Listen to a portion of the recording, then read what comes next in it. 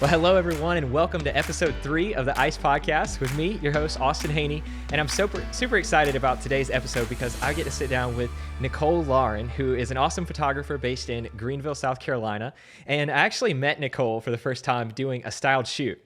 And for those of you that aren't familiar, styled shoots are kind of like micro weddings almost, where everyone gets dressed up. And Nichole may have hosted the coolest styled shoot that I've ever been to. I remember we're out there and we have a couple, and we're like taking pictures of them right next to a jet. And I just learned so much from Nichole that night, and was kind of the inspiration for bringing her on tonight. But before we talk about that, I'm very interested because Nichole just got married herself. And so I want to hear a little bit about what that process was like for you, and maybe some things you learned, being a bride yourself, that you've been doing photography for a while, but what did you learn maybe new from actually going through the process yourself? Yeah, so hey, first of all, so excited that I'm here to chat with you. It's going to be awesome. You're such an inspiration as well, and just starting this podcast has been really cool to follow, so I'm really excited for you. Thanks. Yeah. But as a bride, I feel like something that I just didn't really know as a wedding vendor is that there's just so much pressure on you. There's so much going on. And so when you're a bride, I think it's just so important to just take care of yourself and just take a step back and realize that it's just one day in the grand scheme of things. And it is like a really great day, and it's going to be probably one of your best days, but there is no pressure to like get it perfect or get it exactly right. But I will say, that being said, having vendors that you trust and love is hands down the best decisions that you can ever make for your wedding, because it just makes a world of difference when you have people that you trust and people that make you feel yourself on your wedding day, and who bring out the best in you, and who just kind of let your personality shine through and make it all about you instead of them. And so I just remember when I was picking vendors, I knew it was really important, but I didn't really realize how important it was until we actually got to the wedding day. And so whenever I talk to brides now, which is really fun because it's like 7 months ago that I got married, that is like the number one thing I tell them. I say, you got to find someone, especially a photographer, who you get along with, who their personality just meshes well with you and helps you feel yourself, especially with photos. It's so easy to get insecure or, kind of just shy away, especially when it comes to photos. So having someone who can just make you feel comfortable in your own skin is honestly like the cream of the crop, the gold mine of vendors. So I think that's the biggest thing that I learned. Yeah, I haven't obviously been in that place before, never been a bride and not married, but I can totally see how, like, when you're planning your wedding for yourself, how so much it could get like this performance anxiety, and like, I want it to be perfect, and I'm throwing a party for all these people, and how can I make it perfect and Pinterest worthy and stuff. And I feel like what you just said, removing some of that pressure for yourself, but also hiring people that you trust and you kind of click with, that's really cool. So going off of that, then, now that you have that experience, do you feel like you have found ways to connect with brides or remove some of that pressure off of them, or how have you applied that?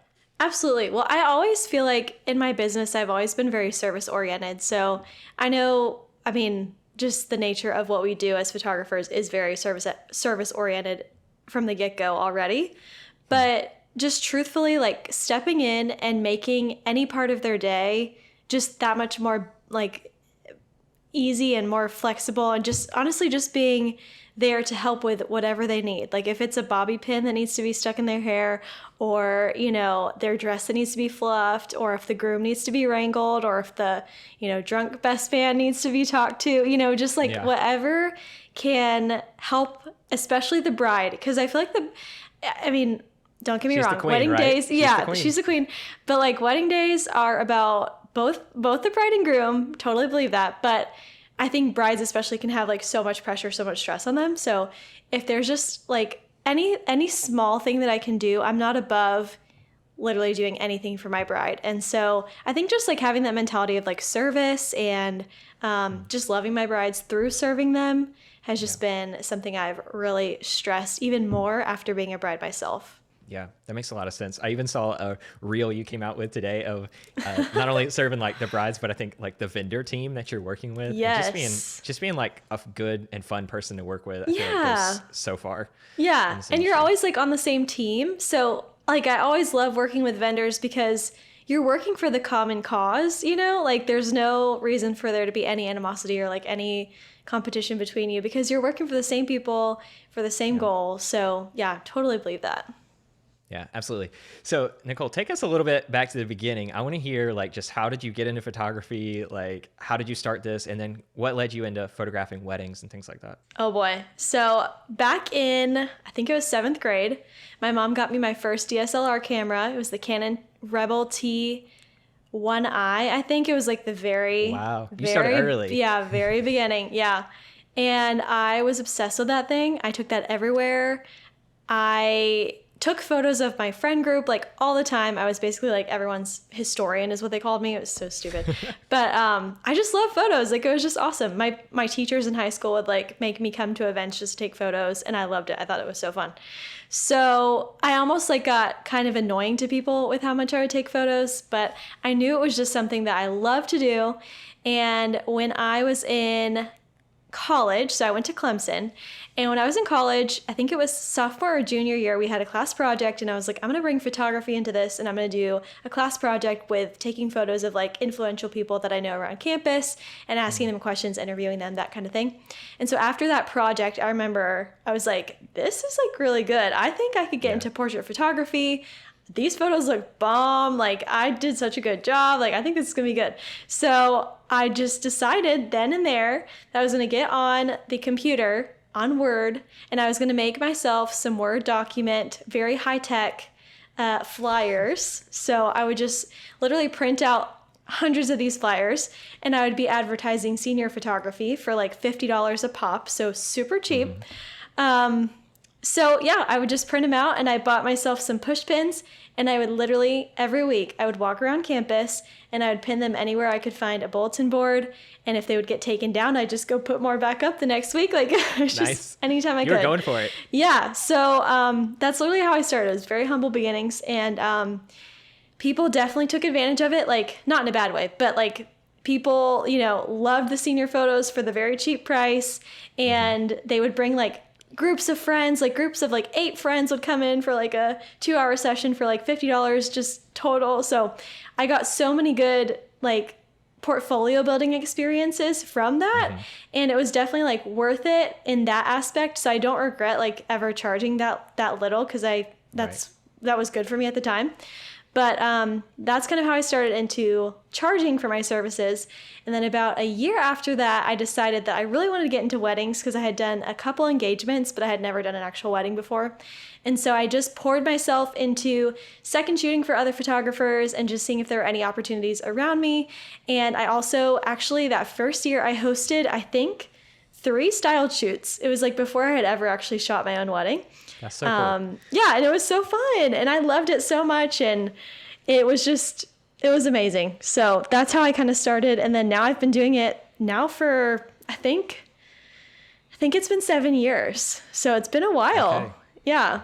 That's so interesting. I know for me, like hearing you talk, I started in a very similar way. I started photography business like during COVID. And I remember seeing, a news article one day saying like a photographer was going around and taking like front porch photos of families. And I was like, I think I could do that and maybe I'll get on the news. So I went and put a flyer in everyone's mailbox on my street trying to take their family photos. And that's literally how it started. And I remember like one photo session, I asked for $25 and I was like, I can't believe anyone would pay me $25. And then the couple gave me $50. And I thought I had just made like $1 million. Like I was like, what? They just gave me 50. And it's so cool. Like just getting started. And I feel like that is actually invaluable experience. Like you're learning, you know, your camera, you're learning how to direct people and all this kind of stuff, but you don't have the pressure of a wedding and stuff. You get to practice kind of. Absolutely. So. Yeah. And just being paid for your services in general when you're first starting out is just like, it's so rewarding. It's so confidence boosting too. Yeah. That's awesome. Yeah. I didn't realize you started so recently. Like I didn't know that was your start. That's awesome. Yeah. I remember I got into like doing a couple sessions and a little bit like that and mostly family. Yeah. But I had a goal of doing a wedding, but I was like looking at all these photographers on Instagram. I was like, it'll probably take me at least 5 years to be like as good as them. And then I thought it was just like going to be so distant future. And then I got my first wedding in November 2020. That's amazing. it was really, really fun, super exciting. My sister went and like helped me out. But I remember after that, I got the one wedding, and then I didn't have any in December or any in January. And I was like, maybe I'm a one-hit wonder. Like, I got my one, and that's going to be it. But it was cool to see how it kind of continued and took off in 2021. Yeah, that's awesome. So for sure. So one of the things I really want to talk to you about on this podcast, and I feel like you've already kind of hinted at it with just being willing to go for it and like put up flyers around campus and stuff as a student, but it's kind of the power of asking. And when I was at that styled shoot that you hosted with the airplane and stuff, that was just, it really was so cool. I remember at the end of the styled shoot, I went up to you and I was like, thank you so much for putting this on. Like, and I have a question for you. And you're like, okay, what's up? And you were like, I was like, how did you get this? Like, how did you get someone to loan us a jet and all this kind of stuff to take photos? And how did you get this couple? And you just said, I just ask. And you've gotten really good at just being willing to ask. And so I want to just ask you almost about like the mindset shift that you've gone through, and just like being willing to put yourself out there and ask. And yeah. Yeah. Oh man, this is a huge thing. Like, I feel like we could all stand to grow in just not being afraid of rejection, I guess is how I could say it. But I think as a business owner, you have to be kind of scrappy to a point where you're just like, I'm going to do whatever it takes to make this work. You know, there's a point where so back up. So when I first started my business, I remember there was the first few years when I got into weddings, I was like, I don't know if this is for me. Kind of like what you were saying. Like, I don't know if I'm going to do any more weddings. Like, booking is like really slow. I don't have a lot of portfolio work like to show for it. All the people that are reaching out to me are not very high-end clients, or they're not my ideal client. And I remember someone saying, owning your own business is about the long game. And it's not really about just like this short overnight success that we all just kind of like dream of. Yeah. And they're like, anyone can really make it in this industry if they just stick with it long enough. And that really inspired me, because I was like, as long as I just stick this out and as long as I do my best and work really hard, it's going to pay off no matter what happens. And it really has shown to be the case. And I think so often, another thing I've been thinking about is that so often we can be really just tied down and like kind of just like in bondage to imposter syndrome. And I think a lot of us as entrepreneurs sell ourselves short because like either we think, oh, well, that's just my like little side hustle, or like that's my little business, or not even like I'm not even a professional. I just do that on the side or whatever.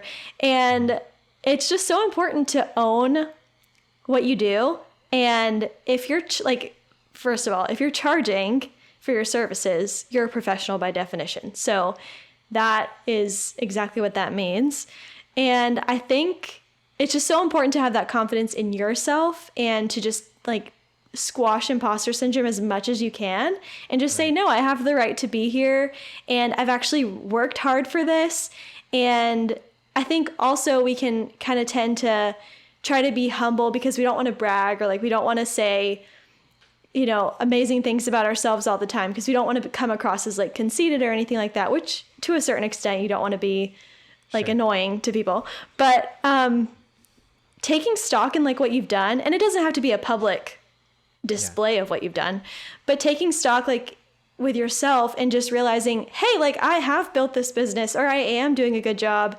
I am getting out there and, hosting this or finding this client or whatever, just builds a confidence inside of you, I think. And so that can really translate. So when you are trying to reach out to vendors for styled shoots, or when you're trying to talk to clients during initial consultation meetings, you're not afraid to just like say, I would love to be your photographer. I would love to have a styled shoot with you, instead of just like, oh, like no pressure. Like if you don't want to do it, no worries.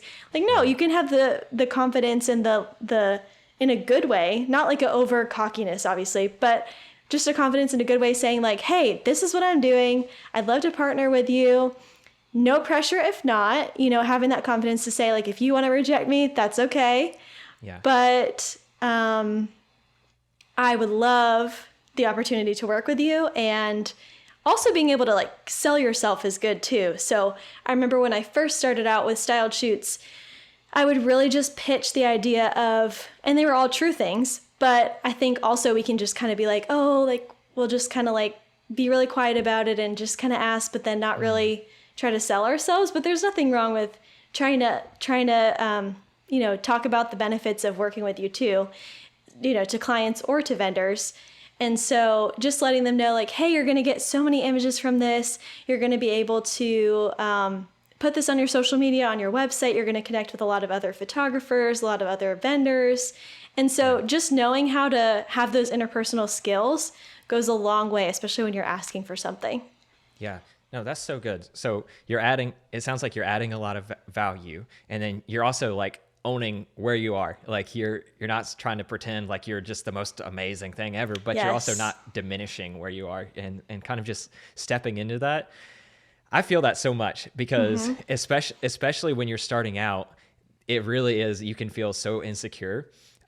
But what's really interesting to me about styled shoots is it really feels like it's your opportunity to almost like make work for yourself, and sometimes whenever, I know actually one of the reasons why I attended your style shoot was like, I had done a few couples photo sessions, but I was like, I really like this and I want to learn and I want to like keep doing more, but no one's booking me right now. And so I attended your style shoot because I was like, one, I want to learn, but also I would like to do this kind of shoot down the road. And so I like the idea of I'm putting myself out there. I'm like creating work for myself. And couples and clients are going to see that and want to continue to like work with me as well. Absolutely. So. Styled shoots are so good because, oh man, I could go on and on about how amazing styled shoots are, but suffice it to say that it gives you so much opportunity with none of the pressure, absolutely none of the pressure. And you have so much opportunity to just create, but also to just make mistakes. Like you can try out a new lens, or you can try out a new camera, or totally not know what the heck you're doing and then just like fumble your way through it. It's fine because it's not anyone's wedding photos. Yeah. So they're just so awesome. And you don't get to shoot, like, I love weddings so much, and the clients that I have now are amazing and they're 10 out of 10, like their weddings are gorgeous.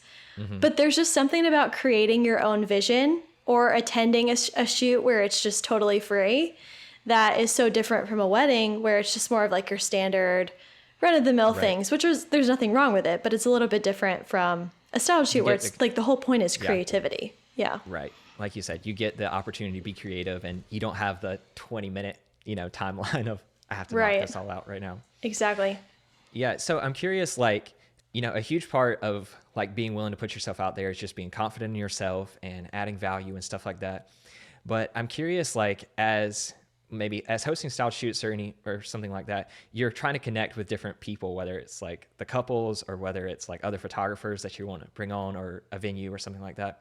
So have you found some things that have been helpful for you specifically with that and how to like add value rather than just like, hey, can you give us this? Or like, so that even if you do get rejected, at least it's like, oh, well, I did add value to them. They just weren't available or something. Yes, absolutely. So maybe I should take a second to talk about kind of like how I host these style shoots and what I do. So I host actually a separate company from my photography business. It's under the same umbrella, but it's called The Styled Event. And basically we have styled shoots about 6-ish times a year. And I advertise primarily through Eventbrite, which I found has been a really good way to advertise. So if you're looking to host something like this, I would highly recommend Eventbrite if you're just starting out.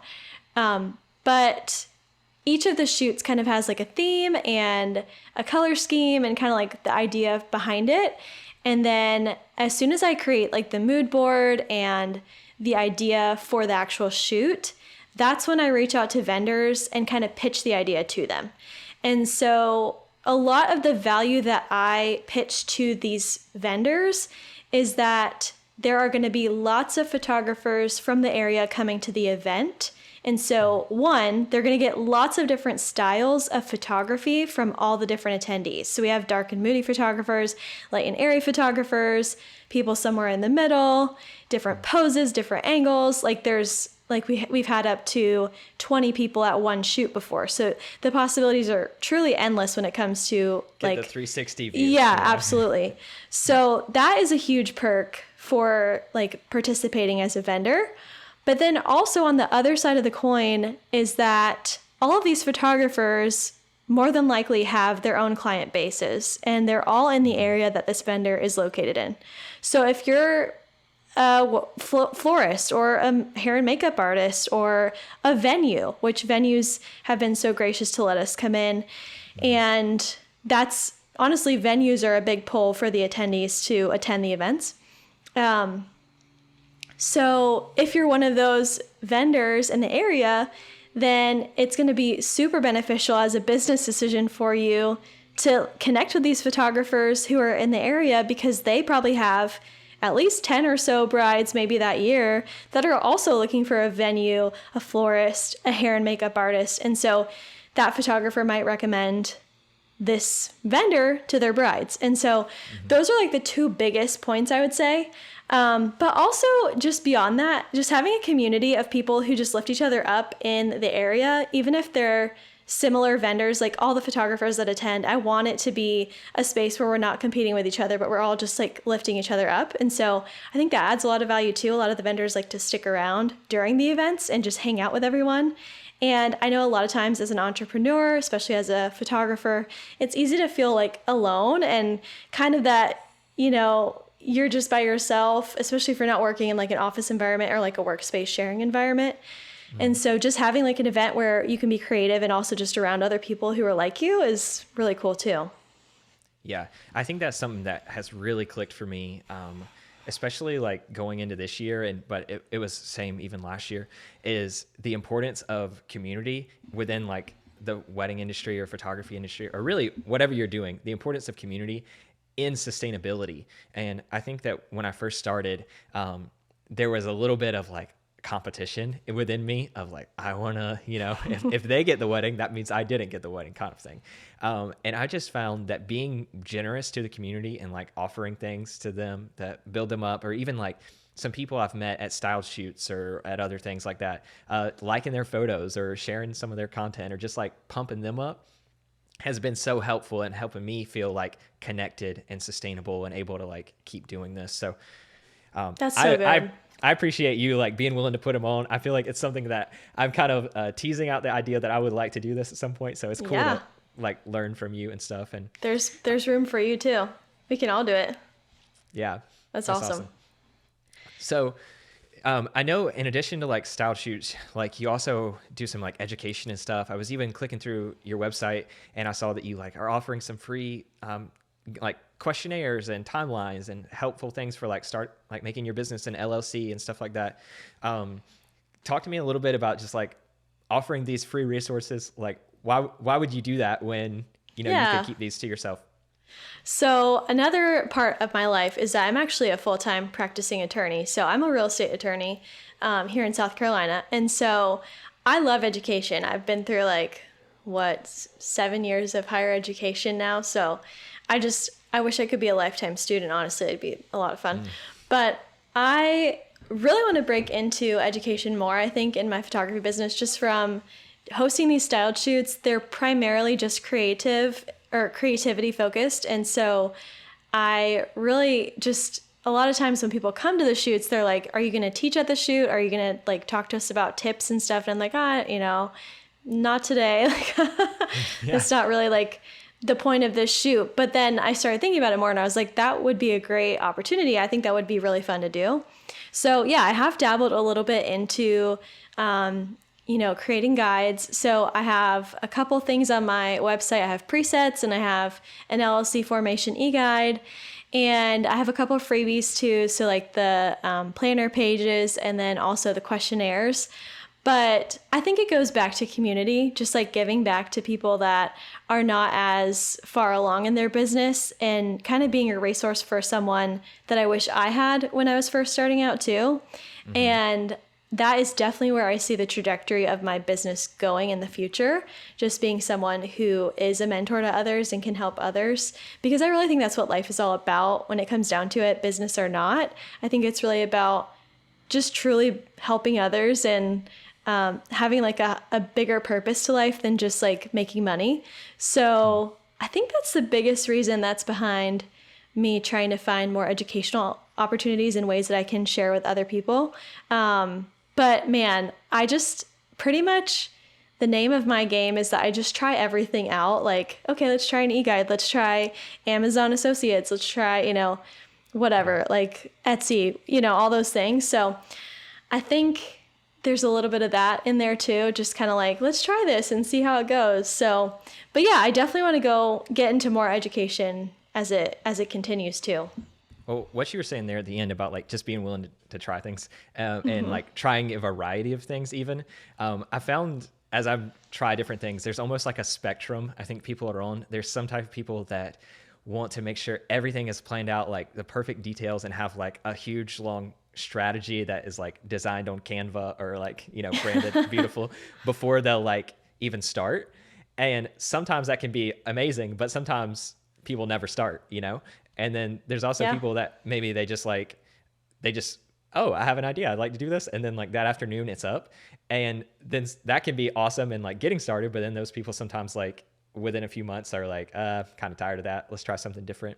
So where do you feel like you are on the spectrum? And I just feel like it's just helpful to kind of know where you're at and then kind of know how you can push yourself to challenge definitely yourself. More towards the latter one. I definitely like, man, I haven't even shared about this on my Instagram yet, but I'll just give you the tea. So I went to Disney over Christmas break and I was like, I'm going to start a Disney Etsy shop. Okay. Like the next day. And I was like, okay, this will be fun. So I was like, I could do like, I could design like t-shirts or something. Cause I love just creating like any type of creation. I love graphic design. That's just like a love of mine that I've always had. And so I was like, maybe I could try to do this. So I literally started an Etsy shop in like 2 days and nobody knows about this. Like I have not shared about it anywhere. Like people on Etsy know about it, but no one That's it. in my like sphere knows about it. So just well, stuff like that. First, yeah. So stuff like that where it's like, I will just be the first person to just be like, well, let's try it. Let's see how it goes, And I just always have ideas just like running around in my mind constantly. I have a big notebook that I just write down ideas upon ideas of. So yeah, that's definitely where I fall. That's really fun. I like that. What about you? I have a lot of ideas, but then I think like right before starting them, I start to like get a little bit nervous. Like even with this podcast, I've been wanting to do this podcast for like quite a while. And then I would have lots of ideas for it. I made like a huge list of people I'd like to interview and all this kind of stuff. But then like right before making the first introduction, I had like this complete imposter syndrome and like, should I just shut the whole thing down? Like, I don't know if I should even do this. And I can't remember the exact quote, but there's like this famous quote and it's something along the lines of like, if you feel in your heart like you can't paint or like you're not a good painter, then like go paint and then that feeling will go away. And it kind of like is similar, I think, for me with like starting things that scare me a little bit is, it was a little scary to start a podcast. So start a podcast and then the feeling of it being super scary kind of goes away.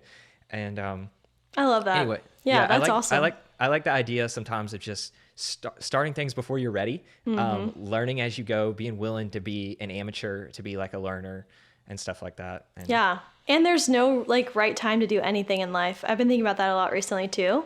Just there's so much like, I don't know, there's so many different theories of success and also so many different timelines that people think like you should be doing this by a certain age or whatever. And there just really isn't any of that. Like it's all just socially constructed and it really doesn't matter like where you are on your journey as long as you're trying your best. And I think that's so true. Like start before you're ready or else you're probably just never going to do it. So yeah, I'm a big proponent of that too. Yeah. And even I was listening to a different podcast like a few weeks ago and the guy was like sharing some mindset shifts that I thought were really helpful. And one of the things he shared was like, if you're not getting rejected or if you're not getting turned down some, it means that you're not actually putting yourself out there. And so I know even like I've started just reaching out to some people that I would be like, I don't know how they're going to respond to like, like even inviting people to the podcast. Like, I don't know, they might say no. And I don't have a great reason for why they would or wouldn't. But what's been cool is people have been saying yes. And so Yeah. I've been trying to put myself out there more and more. And it really is like freeing to know that even if they like reject me, I don't have to like let that crush me and take me super like personal, because I'm gonna be okay. Yes, 100%. Yeah. So a friend once, I think I was sharing like a fear with someone, and she was like, so what are you afraid of will happen if that does happen? Like if, okay, let's follow that train of thought. Like if you're afraid, X, Y, and Z, like let's say you're afraid that a vendor is going to reject you, which is like the simplest, stupidest thing you could probably think of. But let's say like, oh, you're afraid of that. Well, what would happen if they did reject you? Like, you'll be fine. Like, it'll be okay, and just kind of like following that thought. And that's been super helpful for me, just like kind of trying to think through everything instead of just like kind of getting worked up in your head and just psyching yourself out. And just instead of doing that, just stopping and thinking, okay, what am I afraid of is going to happen if that does come true? If like my worst fear does come true, what would be so bad about that, Yeah. There's honestly a lot of wisdom. I think that's even why like in scripture, it talks about like, let tomorrow worry about itself. Is because sometimes we psych ourselves out about things that never even happen. Absolutely. Or we put a pressure on them that like it doesn't even have. So I think that's really wise. So I'm going to leave some links in the description for people to, if they want to like follow along with you or come to one of your styled shoots or something like that. Yeah, that'd Seriously, be great. I know that it's been super helpful for me and my own business, and like has helped me connect with other photographers and stuff like that. So thank you just for sharing with us, Nichole. I think we're going to wrap it up right here, but Thank you. yeah, I enjoyed having you on the podcast. Yeah, thank you so much.